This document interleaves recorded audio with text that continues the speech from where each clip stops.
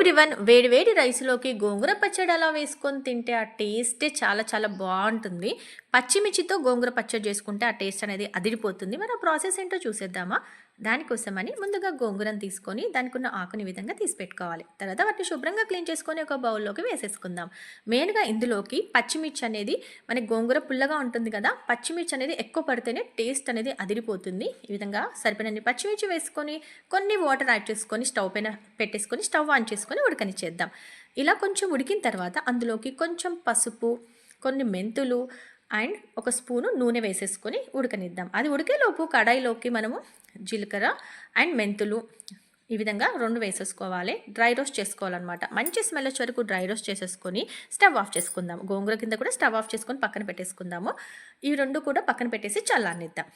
మనకి రోటి పచ్చడి అయితే అదిరిపోతుంది. మిక్సీలో వేసుకుంటే మెత్తగా అయిపోయి టేస్ట్ అనేది బాగుండదు పచ్చడి. బట్ రోటిలో అయితే చాలా చాలా టేస్టీగా ఉంటుంది. సో అందులో ఫస్ట్ మెంతులు, జీలకర్ర ఉన్నాయి కదా, అవి వేసేసుకొని పొడిలాగా చేసేసుకుందాం.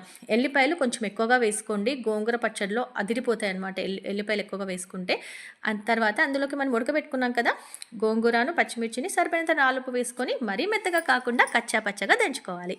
ఈ విధంగా కచ్చా పచ్చగా దంచుకొని ఒక బౌల్లోకి తీసి పెట్టుకుంటే టేస్టీ టేస్టీ గోంగూర పచ్చడి రెడీ అయిపోతుంది. చాలా చాలా కమ్మగా ఉంటుందన్నమాట. దీనికి పోపు ఇవన్నీ ఏం అవసరం లేదు. వేడి వేడి రైస్లోకి అలా కలుపుకొని తింటే ఆ టేస్ట్ అనేది అదిరిపోతుంది. మెయిన్గా పచ్చిమిర్చి, జీలకర్ర, మెంతులు ఇవన్నీ వేసాం కదా, వీటి వల్ల టేస్ట్ అనేది చాలా చాలా బాగుంటుంది.